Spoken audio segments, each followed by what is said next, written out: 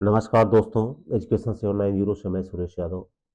दोस्तों, जो हमारा हालावाद चल रहा है, उसमें एक और महत्वपूर्ण कवि हैं भगवती चरण वर्मा। भगवती चरण वर्मा, जिनको हम देखते हैं। तो देखिए, भगवती चरण वर्मा का जन्म 30 अगस्त 1903 को और निधन इनका 5 अक्टूबर 1981 को हुआ। ये विशेष आप याद रखिएगा। भगवती चरण वर्मा का जन्म कब हुआ? 1903 में। और मृत्यु कब होती है? 1981 में। इनका जन्म उन्नाव जिले के सफीपुर नामक स्थान में हुआ था।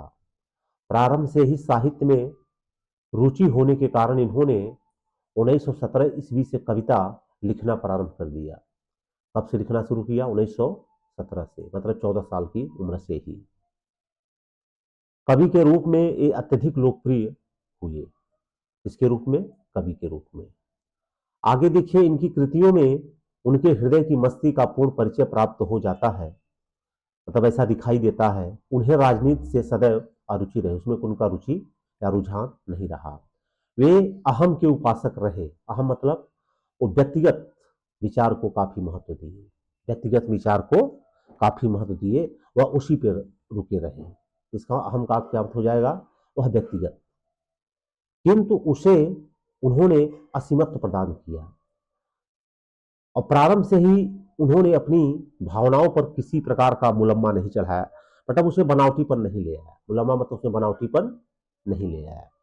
कौन? भगवती चरण वर्मा जी।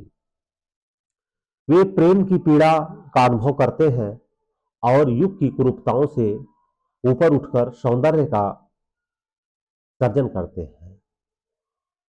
प्रेम की पीड़ा का अनुभव करते हैं और युग की कुरूपताओं से ऊपर उठकर सौंदर्य का सर्जन करते हैं।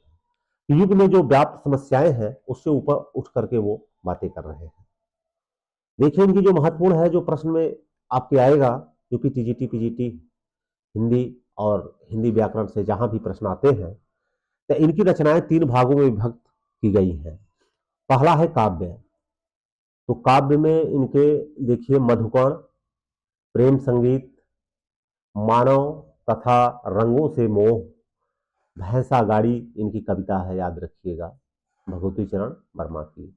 वसीयत कविता है। मेरी कविताएं, मेरे नाटक। देखिए, इस पे विशेष ध्यान रखना। इसकी विधा पूछा जा सकता है कि मेरे नाटक किसकी रचना है? तो भगवती चरण वर्मा की। इसकी विधा क्या है? कि कविता हो जाएगी, क्योंकि इसमें नाटक लिखा हुआ है, तो गलती से हम इसमें नाटक पे टिक न लगा दें। इनका नाटक देखिए, रुपया मुझे खा गया। रुपया मुझे खा गया, यह 1955 में इनकी रचना है। कब है? 1955 में।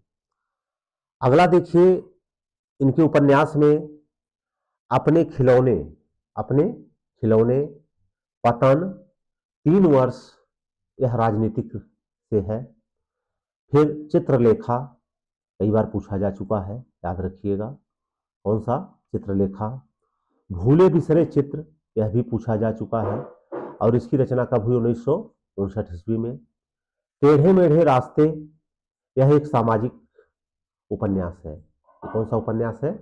सामाजिक उपन्यास है। सीधी सच्ची बातें, सीधी सच्ची बातें, सामर्थ्य और सीमा, रेखा,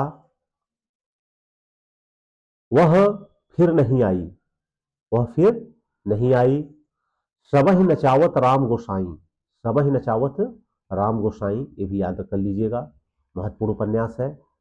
प्रश्न और मरीचिका, प्रश्न और मरीचिका, युवराज चुंडा, युवराज चुंडा। इसके बाद है धुप्पल। कौन सी है? धुप्पल। इसके बाद इनकी जो महत्वपूर्ण उपन्यास है, यह है आखिरी दाव। अच्छा, इसमें देखिए विचार क्या है। एक जुआरी की असफल प्रेम कथा है, एक जुआरी की असफल प्रेम कथा है। अब संस्करण में देख लीजिए, अतीत की गर्त से, अतीत की गर्त से, साहित्य आलोचना में साहित्य के सिद्धांत तथा रूप। अन्य कृतियां इनकी है मेरी कहानियां, जो कहानी है, मोर्चाबंदी कहानी है, राख और चिंगारी कहानी है, जो 1953 में प्रकाशित हुई, वासव दत्ता सिनारियो है, और इंस्टॉलमेंट और प्रायश्चित। प्रायश्चित भी इनकी महत्वपूर्ण रचना है, विशेष याद रखिएगा। आगे देखिए खुद ये लिखते हैं कि मैं मुख्य रूप से उपन्यासकार हूं, कवि नहीं। आज मेरा उपन्यासकार ही सजग रह गया है, कविता से लगाव छूट गया है।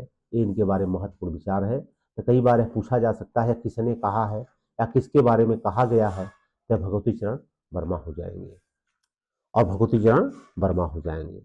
तो दोस्तों आज के लिए बस इतना ही, फिर मिलेंगे हम नेक्स्ट वीडियो के साथ। अगर ये अच्छा लगा है तो इसको लाइक कर दीजिएगा और दोस्तों में शेयर कर दीजिए और चैनल को सब्सक्राइब करिए। जय हिंद, जय भारत।